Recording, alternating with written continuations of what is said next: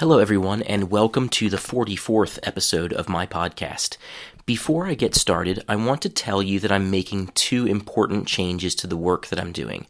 The first is that I have changed the name of the podcast to Master English with Tim. This new name tells you clearly what I want the podcast to do. My work has a goal, which is to help you speak and understand English so that you don't just use it, but use it easily. I really want to help you break that B2 to C1 barrier and then even move beyond it, and the name Master English with Tim really reflects that. The other change I'm making is that I've started to post my podcast on podcast directories or platforms. You can already find me on Spotify, Deezer, Podcast Addict, and Amazon Music, and you will soon be able to find me on Apple Podcasts. All you've got to do is, on any of those platforms, is type in Master English with Tim. Okay, with that out of the way, let's get started on the content of this week's episode. I'm going to tell you this week about 10 really impactful words you can use when making business presentations where you need to talk about data. These words do things like explain what your graphs and tables do, highlight the most important information, and talk about increases, decreases, and instability. These same words will also help you get a higher score on IELTS Task 1 academic writing if that's something you want to do. A lot of these words that I'm going to tell you have primary or main meanings that are not connected with data. So when that is the case, I will explain first the primary meaning and connect it to the meaning for talking about data. This will help you to remember the words. Another thing that will help you to remember the words is the color PDF I've included on my site. That PDF includes all the words and examples I'm telling you today, and it also includes color diagrams. So, let's get to the first category. This is highlighting important information. So, the irregular phrasal verb stand out from has the forms stand out from, stood out from, and have or has stood out from. This verb is best used to bring readers' or viewers' attention to the most important information in your presentation. Stand out from is best used near the beginning of your presentation. Remember, put the most important stuff at the beginning and then tell the details later.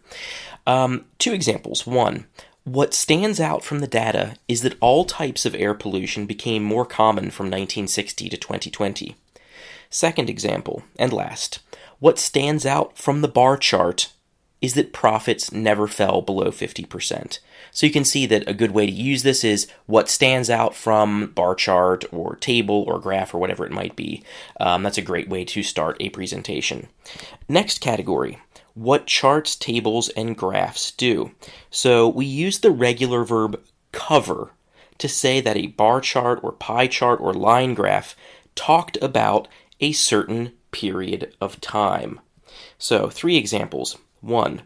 The line graph covers the half-decade from 2010 through 2015. 2. The tables cover a window of time from 2014 to 2017. Third and last, the bar chart covers the period from 2015 to 2018. Very simple. There are several other options for verbs like this, but this one actually, this verb cover, even though it's the most common one, it still is the one that is useful in the most situations. There are 5 or 6 others that do something similar, but they have limitations on them. So I just chose cover because it's the most simple one. You don't have to worry about what it's compatible with. Next category, which is reaching. So when you reach, for example, a certain value, a certain number, let's say 100%, that means that that number goes from 50 to 60 to 70 to 80 to 90, and then it touches 100. It gets there. It arrives at 100. So we can use the unusual and interesting nouns zenith. If you're a Russian speaker, you probably recognize that as similar to the Russian word zenit. You can use the interesting nouns zenith and apogee instead of the more standard word maximum. We generally use both zenith and apogee with the verb reach and the preposition of. 4 examples. 1. Profits reached a zenith of nearly 180% in the last quarter of last year. 2. Smith Manufacturing's annual revenue fell considerably from its 2012 zenith of 1.2 billion British pounds to just above 0.8 billion British pounds. 3. The percentage of foreign students in Jones University rose to an apogee of 25% before falling slightly in later years. And 4, the last one. The salmon population in Blue Waters Lake reached an apogee of over 1,000 fish in the summer. Next category is for talking about how often something happens. And we use the expression per annum, that's A-N-N-U-M, when we're talking about an average annual value. So, 3 examples. 1. The table shows per annum growth rates for 5 economies: Canada, the US, Great Britain, Australia, and New Zealand. So the meaning of that per annum means that the table shows the average annual growth rate for these countries. 2. The Big Bakery sold an average of over 7,000 sandwiches per annum between 2009 and 2013. And the last example. Truck drivers at Mega Shipping North America drove an average of nearly 300,000 kilometers per annum in 2012. Moving on to the next category, which is composition. Or, for example, if you've got, let's say $1 billion in sales in different categories. When you talk about composition, you'd say that, 30 million of it is here and 70 million of it is here and so on. The parts that make up the whole, that's account for. So the verb account for is regular. Its forms are account for, accounts for, accounted for, and have or has accounted for. We can use account for to say that something is a certain percent or fraction of something. 3 examples. 1. The Amazon River accounts for around 20% of the world's fresh water. 2. Employees' salaries account for a quarter of the company's spending. 3rd example and last. Oxygen accounts for just 1/5 of the Earth's atmosphere. Next category, which is key verbs that you use with nouns. So the regular verb witness means to be present at and see a dramatic or important event. This is a meaning from everyday life. It's not necessarily connected with data yet. So 2 examples from everyday life. My grandfather witnessed and took part in several important battles in the Second World War. 2. The police are looking for people who witnessed the murder which happened just east of downtown last night. Now let's move on to witness and statistics. So when something witnesses a change, it increases or decreases. We use witness particularly when talking about medium or large changes. 2 examples. Customer complaints witnessed a large decrease not long after the company's spending on customer service training increased. Second and last example. The number of patent applications by Company X witnessed a major increase in 2010. So you witness a large or medium increase or witness a large or medium decrease.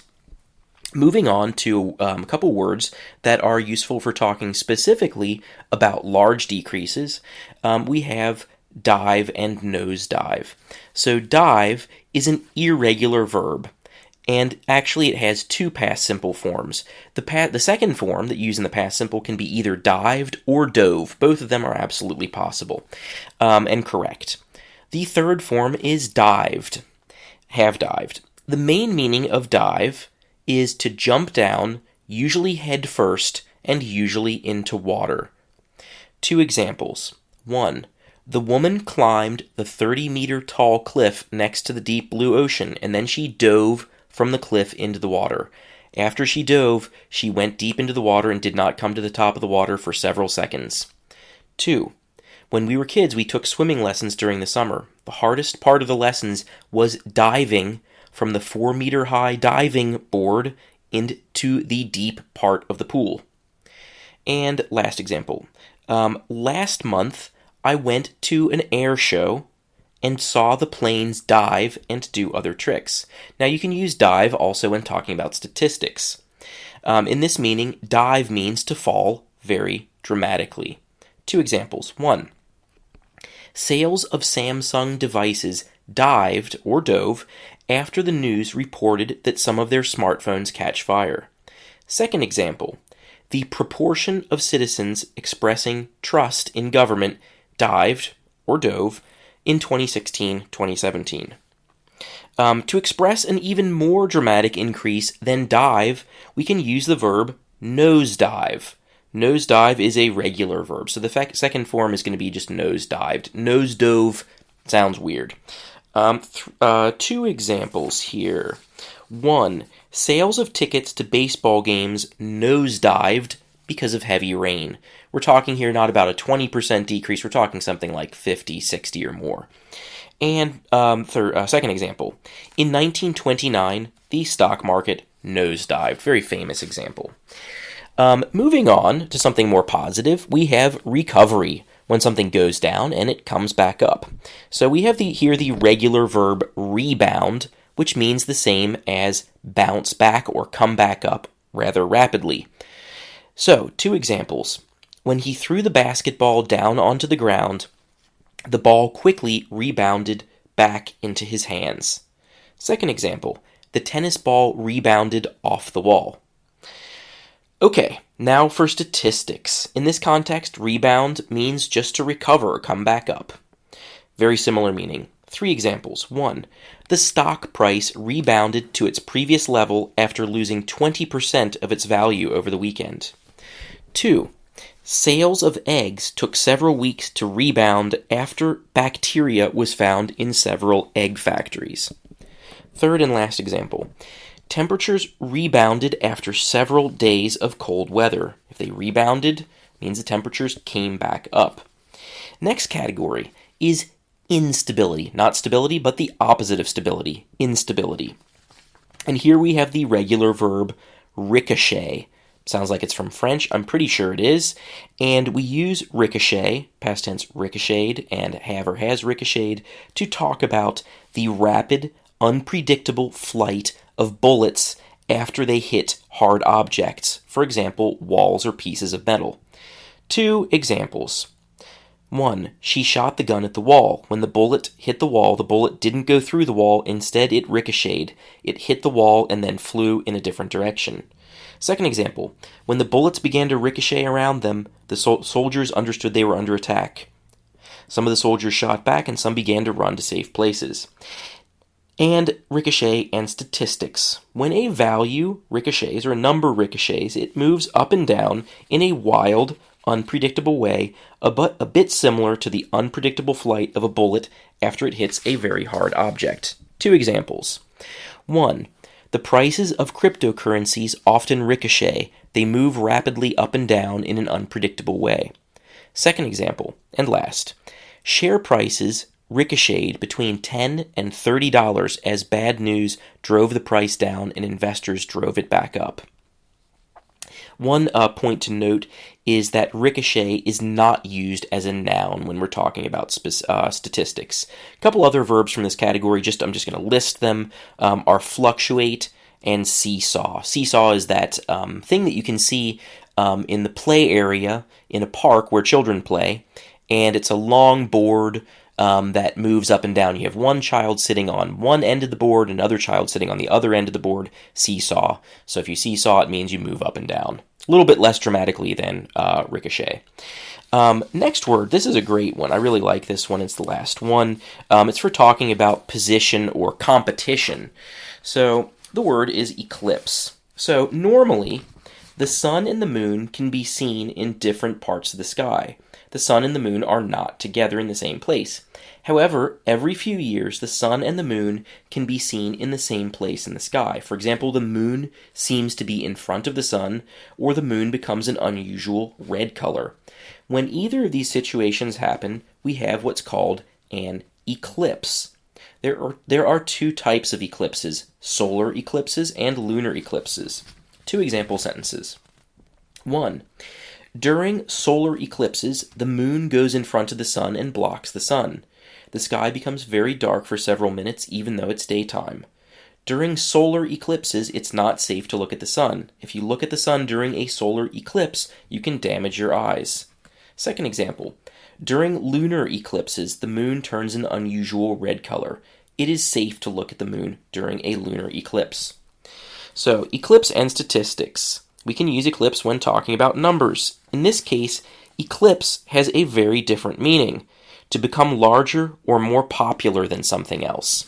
So, 2 examples. 1, the economy of China eclipsed in size that of the U.S. in 2015, although the average wealth of each U.S. citizen remains far higher. So if we say that the Chinese economy eclipsed the U.S. economy, that means China's economy became larger than the U.S. one. And second example, after 4 years of growth, Brand A finally eclipsed Brand X in popularity. So if Brand A eclipsed Brand X, it means that it became more popular. So that's all 10 or so words from 10 different categories. I hope you found them useful. I've got a lot more of them. Actually, I have another 61 or so. No, what am I saying? 10. There's a total of about 63 categories. So there's another 50 or more categories. And in each one of those categories, there are several of them.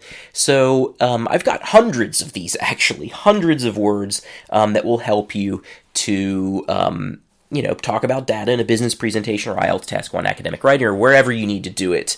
And if you're interested in that, you can have class with me. So thanks for listening, everybody, and I will see you all next Monday.